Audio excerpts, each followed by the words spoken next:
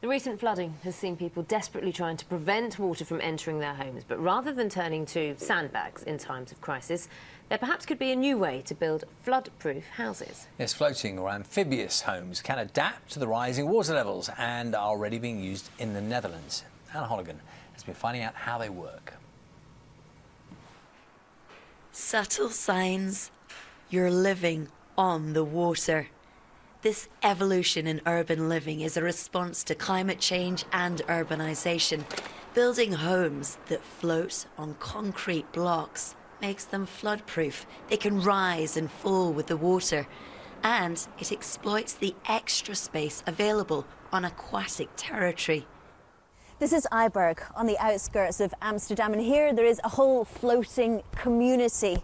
These homes work on the basis of the Archimedes principle. The more water pushed away underneath, the more weight you can build on top. And just have a look at this view.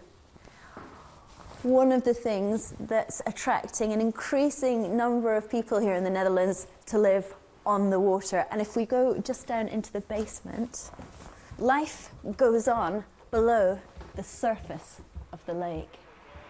Is this something that places like Somerset could take advantage of in the future? Should we be building on water in the UK? Well, in the UK we're already looking at possibilities, but it's a combination of floating houses and amphibious houses. Amphibious houses are houses that in normal situation standing on rock-solid ground, and when water comes they start to be floating houses.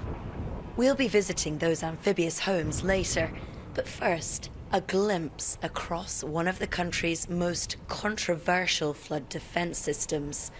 Room for the River is a €2.3 billion government programme. It involves moving people off floodplains. The principle behind it is that we give space for water instead of constraining it by dikes. And the idea was and is still that those systems which give room for the river are more flexible, are more robust than the dike system. So it helps to protect the urban areas, but means locals have to make huge personal sacrifices. Vic's old house has just been demolished. This 20 years of your life is now gone away, 20 years of your memories, but after all I hope that everybody here, but I'm saying that it's okay. We have a nice place now and we're gonna be happy here too. And here are the Netherlands' first amphibious homes. Like frogs, they can survive on land and water. Urban planners from Britain, the US and India have all been here to see how these amphibious designs work. They cost approximately 20% more than your average house. In the Dutch experience, though, investing before flooding costs less than cleaning up after the water.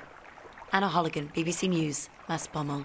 Joining us now, Professor Richard Ashley, Professor of Urban Water at the University of Sheffield. Very good morning to you. Fascinating Welcome. Watching some of those theories and ideas. Can we just get an idea of who pays for what? We saw a gentleman there who's living on a floodplain, whose house had been flooded many times. Now he has a new house that can adapt. Who paid for it? Well, in the Netherlands, they have a Ministry of Infrastructure called Rijkswaterstaat, and they're responsible for big programmes like Room for the River. So it's paid through them, but it's obviously paid by the Dutch people because it's a benefit to the whole of society.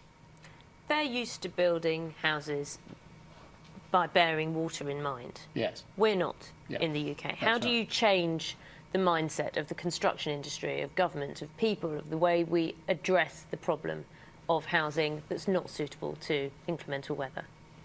Yes, it is an issue, and I've been in this business for, well, my whole life, which is a long time.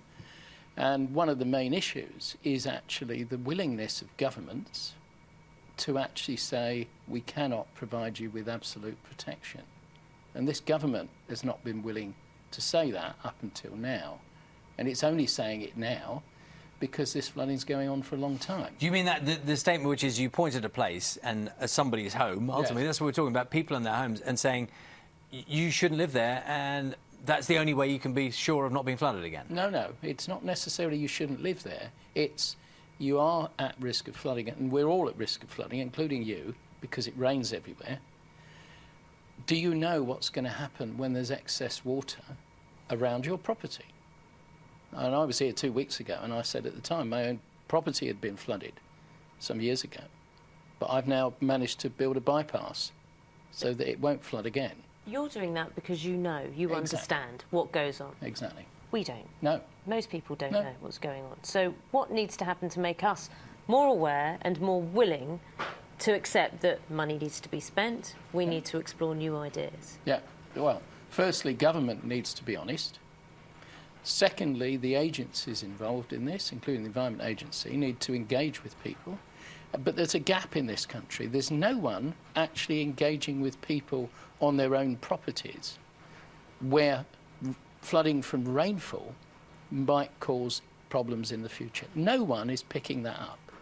We've had RICS, Royal Institute of Chartered Surveyors, publish a document which is frankly useless. They're not the people. Someone needs to fill that gap. And a number of us have done research on this, but it's still not been picked up by anybody. Professor, thank you very much for your time this morning. We'll see how it develops over time. Thank you. Thank you. Okay, thank you.